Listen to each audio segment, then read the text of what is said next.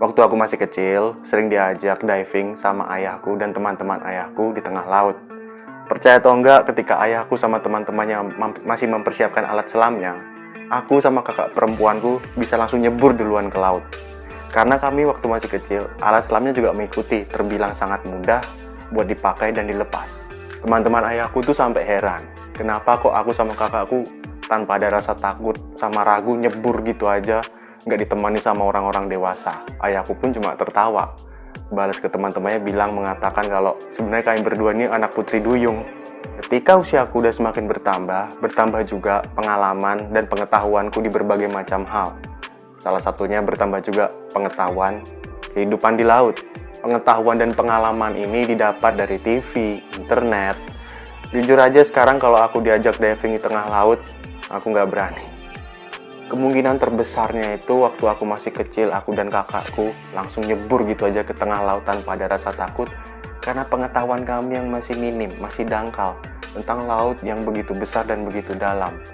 Kita nggak tahu di tengah laut itu, di dalam laut itu, nggak tahu di bawah kita ada hewan apa atau apa yang sedang mengawasi kita. Video hari ini aku akan menceritakan kisah para survivor yang berhasil bertahan hidup di tengah ganasnya lautan. Guys, kalau kalian suka dengan cerita tragedi, misteri, dan supranatural, kalian ada di channel yang tepat. Dan jangan lupa klik like, komen, dan subscribe.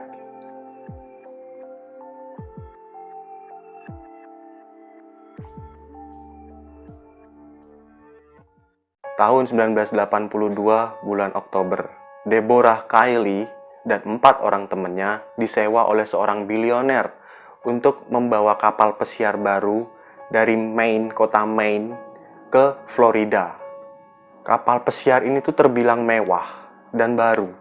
Ukurannya 18 meter dan jalur yang akan mereka tempuh ini melalui pantai timur Amerika Serikat. Deborah sama teman-temannya ini udah bukan orang baru. Mereka ini udah pengalaman banget. Terus saat mereka mengambil kapal ini dari bengkel atau dealer kapal ini, mereka udah melihat cuaca juga cerah. Mereka nggak ada kekhawatiran. Cuaca cerah, kapal baru, ditambah lagi orang-orang krunya, Deborah dan 4 orang temannya ini udah berpengalaman. Debra atau singkatan dari Deborah, waktu dia sudah memasuki hari kedua, tiba-tiba tanpa pengetahuan mereka, ketika mereka lengah, ada badai besar yang datang ke arah mereka. Saat itu titik mereka berada di pantai Carolina Utara. Debra dan teman-temannya yang waktu itu sudah lengah dan berjuang mati-matian buat ngelawan badai ini, stabilin kapal ini, tetap kalah sama kekuatan alam. Yang terjadi, akhirnya kapal ini terbalik. Debra dan 4 orang temannya langsung mengevakuasi ke Sekoci. Mengevakuasi diri ke Sekoci tanpa bekal makan, minum, dan alat komunikasi. Hanya membawa diri aja, Debra dan 4 orang temannya ini. Nah, ketika salah satu teman Debra yang bernama Mac, dia yang terakhir diselamatkan atau menyelamatkan diri ke Sekoci ini. Karena ketika kapal ini terbalik, Mac masih di dalam kapal. Kakinya tersangkut, dia nggak tahu benda apa itu. Pokoknya kakinya tersangkut di benda tajam seperti besi. Karena kakinya tersangkut, dia mau nggak mau harus tetap ambil resiko nyelamatin diri. Dia tarik kakinya, konsekuensinya kakinya robek sampai kelihatan tulangnya.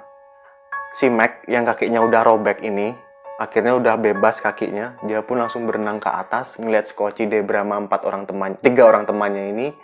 Ketika itu juga Debra langsung berteriak, "It's Mac, itu Mac." Langsung Mac.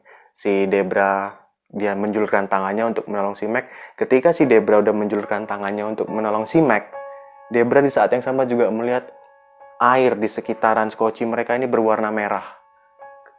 Air berwarna merah ini adalah dari darah kakinya si Mac yang udah robek ini. Setelah si Mac ini udah di Sekoci, mereka pun akhirnya diem di Sekoci ini menenangkan diri. Nah, ketika mereka udah menenangkan diri, nggak lama kemudian si Debra dia melihat sekitaran Sekoci mereka udah dikelilingi ratusan hiu harimau atau tiger shark. Sebagai catatan, tiger shark atau hiu harimau ini dapat julukan lele laut. Karena mereka doyan makan apa aja. Bangkai, kotoran, bahkan plat nomor mobil aja pernah ditemukan di dalam perut tiger shark ini. Dan tiger shark semua jenis spesies ikan hiu itu bisa mencium bau darah di dalam air dengan jarak mencapai sekitar 1,5 kilometer. Para hiu harimau tiger shark ini yang udah kelaparan karena udah mencium dan bisa melacak sumber darah ini, akhirnya puluhan hiu ini, ratusan bahkan kata si Debra waktu itu, menabraki moncong mereka ke sekocinya. Jadi sekocinya bung bung kayak gitu. Debra dan 4 orang temennya benar-benar kebingungan, nggak tahu mau ngapain. Nggak ada bekal obat-obatan, makanan, bahkan minuman. Apalagi harus ngobatin kakinya Mac yang udah robek parah sampai kelihatan tulangnya ini. Mereka juga nggak ada alat komunikasi buat beritahu ke tim SAR posisi mereka, atau mereka biar bisa dievakuasi deh. Debra dan 4 orang temannya ini sadar, mereka bisa mati kapan aja. Nah, ketika memasuki hari ketiga ini, ada 2 orang survivor, temannya Debra yang bernama John dan Mark. John dan Mark ini udah benar-benar kehausan dan kelaparan. Mereka nggak tahan, akhirnya mereka berdua minum air laut. Debra dan 1 orang temannya lagi yang bernama Brad bilang ke si John dan si Mark, kalian ngapain? Jangan minum air laut. Apapun yang terjadi jangan minum air laut. Karena di dalam kandungan air laut itu kan garam ya. Sifat garam tuh ngikat air. Yang terjadi kalau manusia itu minum air laut, yang ada malah makin haus, makin dehidrasi. Nggak cuma itu, bakal merusak ginjal, bakal merusak saraf, bahkan bisa buat orang jadi keracunan. Nah, ketika si John dan Mark ini udah minum air laut, bener aja kata si Debra dan si Brad, gak lama mereka pasti bakal halusinasi. Bener, si John dan Mark akhirnya berhalusinasi. Mulai si John ini pacarnya si Mac. Si John ini dia langsung gak lama setelah itu dia berhalusinasi, dia ngeliat ada pulau. Di pulau itu ada rumah sakit. John pun bilang, di sana ada rumah sakit tempat ibuku kerja, mamaku kerja di rumah sakit itu, yuk kita ke sana aja. Si Debra dan Brad pun bilang gak ada pulau, di sana tuh gak ada pulau. Ini makanya udah dibilangin kan kamu jangan minum air laut. Si John pun akhirnya malah semakin menjadi-jadi nih halusinasinya. Enggak, di sana ada pulau. Di pulau itu ada rumah sakit tempat mamaku kerja. Mamaku bakal ngurusin kita. Debra dan Brad pun bilang ke si John, please don't. Si Mac yang juga pacarnya si John bilang, please jangan. Karena si Mac ini tenaganya udah habis. Mulai infeksi lukanya, dia bilang ke si John, please honey, sayang, jangan. Kamu halusinasi. John udah berontak, dia nggak tahan. Akhirnya dia turun dari kapal. Si Debra sama si Brad dan si Mac yang nggak bisa ngapa-ngapain, ya udah diemin aja. Karena mereka juga harus simpan tenaga mereka dong. Si John berenang ke arah pulau halunya ini. Nggak sampai 10 meter, ratusan hiu, harimau, tiger shark langsung rumunin si John, dan mereka semua bisa denger John teriak. Gak lama setelah John teriak, mereka cuma bisa ngeliat tangannya si John udah ditarik sama hiu ini dan gelembung-gelembung darah. Mereka tahu apa yang terjadi. Mereka pun saat itu Debra langsung mengatakan, aku hanya bisa pasrah, bersandar lalu melihat ke langit dan meneteskan air mata. Karena ini bisa saja terjadi kepada kami semua atau bahkan kepada aku sendiri. Debra dan Brad pun langsung melihat kali ini tingkahnya si Mark. Mark ini yang satu lagi tadi minum air laut. Ya, nggak lama setelah si John udah dimangsa sama ratusan tiger shark, si Mark ini langsung mulai halu aneh-aneh. Dia dekatin si Mac, pacarnya si John ini tadi. Jadi si Mark deketin si Mac, dia bilang, hai, namamu siapa? Mulai bener-bener halu. Si Debra sama Brad bilang, jangan ganggu dia. Si Mac hanya bisa nangis pasrah karena pacarnya tadi udah diterkam sama ratusan ikan hiu. Justru si Mark nih bilang, hai, cewek, namamu siapa? Kita kencan yuk. Itu bener-bener udah halu. Gak lama setelah itu, si Mark mulai kayak ini deh, kayak mulai ngomong goda-godain gitu. Kamu mau minum apa? Kamu makan apa? Aku bayarin deh. Aku traktir deh. Aku kesana dulu ya, aku ke swalayan dulu. Aku ke 7-Eleven, ke Sevel. Di sana ada banyak swalayan. Langsung saat itu juga Debra sama si Brad bilang, stop, Mark. Nggak ada swalayan. Please stop. Nggak, aku mau ke swalayan dulu. Aku juga haus, aku kelaparan. Si cewek ini juga mau aku traktir. Dia pasti udah kelaparan. Otaknya benar-benar udah hancur karena minum air laut itu tadi. Halunya udah parah. Nggak lama setelah itu, si Debra sama Brad megang tangan si Mark. Please, jangan. Please, don't. Mark yang udah mulai agresif, dia ngelepas tangannya si Brad sama si Debra, langsung nyebur ke laut. Dan bener aja, nasibnya sama kayak si John. Nggak lama setelah itu, ratusan hiu ini langsung nyergap si Mark. Tapi kali ini lebih brutal. Ketika hiu ini udah nyergap si Mark, mereka bisa dengar si Mark mukul-mukul dari bawah. Perut Scotchy ini dia pukul-pukul dari bawah. Sampai katanya ratusan hiu ini bisa buat Scotchy-nya mutar-mutar ngerebutin ngemangsa si Mark ini. Kali ini tinggal 3 survivor. Debra, Brad, dan Mac. Setelah kejadian si Mark yang udah dimangsa hiu, mereka lagi-lagi hanya bisa bersandar melihat ke langit, udah pasrah. Mereka bisa mati kapan aja. Masih di hari ketiga, tapi malam harinya, ketika itu mereka mulai melihat si Mac ini udah semakin parah lukanya. Lukanya sudah menjadi tetanus. Karena nggak bisa diobatin. Lukanya ini udah berubah jadi tetanus, udah infeksi berat.